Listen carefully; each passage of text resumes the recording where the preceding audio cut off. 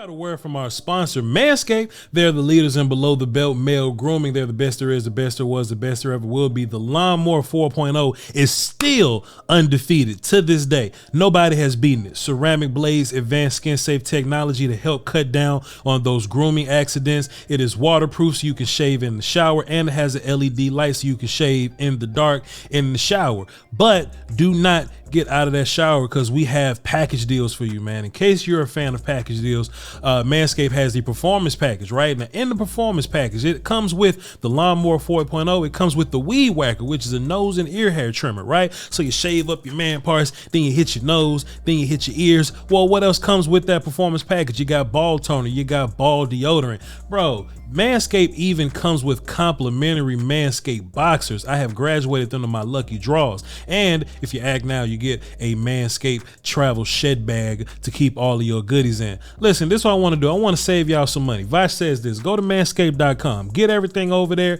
Get the performance package. Throw a couple more lawnmowers in there. Use promo code VOCH20. VOCH20 to get 20% off and free shipping. And don't forget that Manscaped ships internationally. All right? Love y'all to pieces. Manscaped.com. Your balls will thank you. We got film. Appreciate y'all for tuning in. We got a little bit of the Cowboys versus the Giants, particularly the three-headed monster on offense. I want to talk about your tight ends today. But if y'all want to see some additional film, go to my Patreon, patreon.com/Voch Lombardi. We'll be watching the O-line over there. All right? Patreon.com/Voch Lombardi. Let's get into the film. So let's look at this play. You got both your tight ends. They're going to be shifting the formation here. What I really liked is that we misdirected the defense. We got a little bit of play action involved, and we just got a wide open tight end play, right? And we may not be strong at receivers, but hey, if our thing is we got two good receivers, three good tight ends, and two good running backs, and let's do it. What I really liked about this play is how we got Ferguson open. If you take a look at the offensive line here, well, let's just take a look at everybody, right? Boom, right here. This split second right here, it looks like they're just running counter, right? You got two pulling offensive linemen. You got two tight ends seeming to be working upfield or whatnot. So in my mind, if I'm the defense, they're running the ball to the right. You even got Dak and Zeke working the play action in that direction. And if you just take a look at how the defense reacts to this, everybody just kind of bites in that direction, right? Take a look at the defense moving to the left of your screen there, right? Because we have the pulling lineman, we have Dak, we got Zeke working that. And if you just focus on Hendershot, this one particular second right here, you focus on Hendershot. Yes, it starts off looking like he's gonna block 20 here, but he just ends up leaking out the backside. And hey man, if you leak backside to the offense's left and the rest of the defense is going to the offense's right, you're gonna get plays like this. Let me just show you this Dalton Schultz highlight why I talk about Dalton Schultz and his money. So, in all likelihood, we're probably going to move on from Dalton Schultz next year and just roll with Hendershot and Ferguson, right? But I do think there's something to Dak just simply trust this guy. Like, Dak just has all the trust in the world for Dalton Schultz. If you take a look at Schultz when he gets into the end zone, right?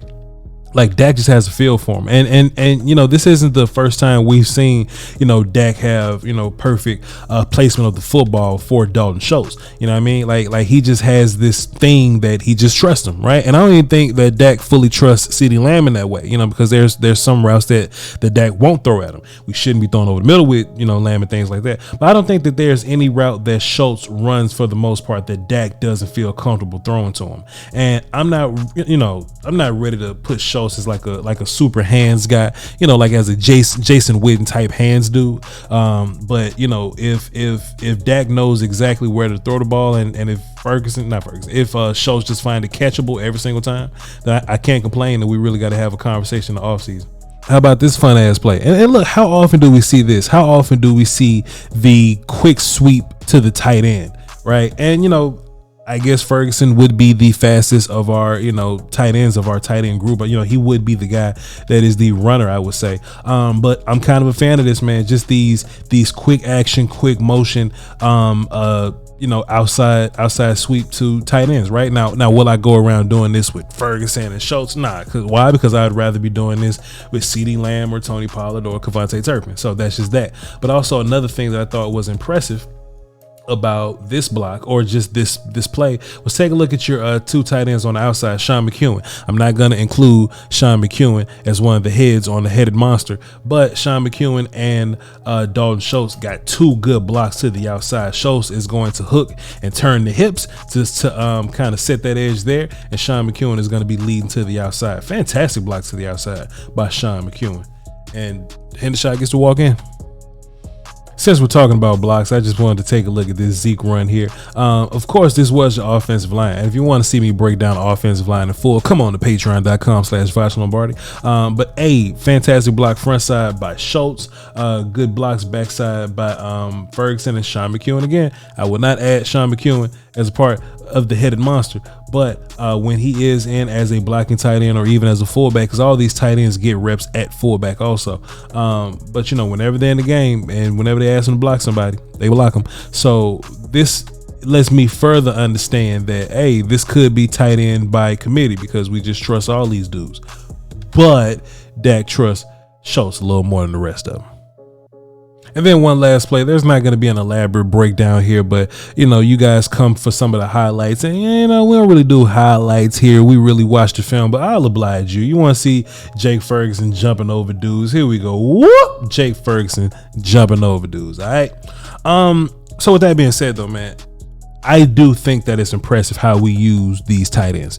You know, I think that it's that is worth talking about, because, you know, you could look at this offense and be like, damn, Voch, we don't have any receivers. And that could be true, even though Gallup had his best game of the year. And I do think that CeeDee Lamb is kind of getting into his stride. We are kind of weak at the wide receiver, you know, situation or whatever, right? But if we got a tight end that we super trust, which is Schultz, and three other tight ends that can definitely get the job done, and then you got Tony Pollard, who may be the fastest, most explosive player on your offense. Then you got Ezekiel Elliott, right? Like, you got dudes on offense, right? It may not come in a way of, I got this full-blown wide receiving core. You know, we are missing Amari Cooper, and just watching the Browns game the other day, it would have been fantastic to have him here. But I think we got dudes. I think we got enough dudes to kind of make this run. Now, I know that we have the Odell Beckham news looming in the air, but I kind of want to operate in the world as if we don't have them. Now, if we do have them, fine. We're going to Golden Corral. We're going to the all-you-can-eat sushi spot. We'll be good to go. But if we do operate, if we operate as if we don't have them, I still think that we one of the better teams in the league, you know, without that. One, because Kellen Moore is getting into his stride. The run game is going to be run game, and the offensive line is going to get better in a couple of weeks, if not this week, the next week. Tyron Smith is going to be booting back up. But most importantly, 4 is playing out of his mind right now. I don't want to say out of his mind. All right? He ain't playing out of his mind, but 4 is playing some of the best football that we've seen from him. You know, he's having some of the most consistent results that I've seen from him, right? Since he's been back, the Cowboys have been a top 5 offense since he's been back. And if you take a look at, what these, what this offense was prior to him coming back, and then all the numbers were in the 30s and the 20s, with Cooper Rush, but then Dak comes back, those numbers are just slowly coming up every single week. Not that I'm in it for the numbers. I don't really care about the numbers anymore, but I do think that Dak being in this stride, Dak being, this confidence that he has, being super efficient right now, I think that there's something to that. And the yards won't necessarily show that, or his, like the numbers and the stats, that's not going to necessarily show it, but the wins are going to be here and the production is going to be there. And I'll take that every day of the week. All right. I don't want to hold y'all too long, man. If y'all want to watch the rest of the film, come check us out on Patreon. I'll be there today breaking down offensive line. CD definitely caught that shit. And hey, y'all hold down for the Doski Wilson, peace, whiskey. Until next time, man. Love y'all. Catch you on the volume. Peace.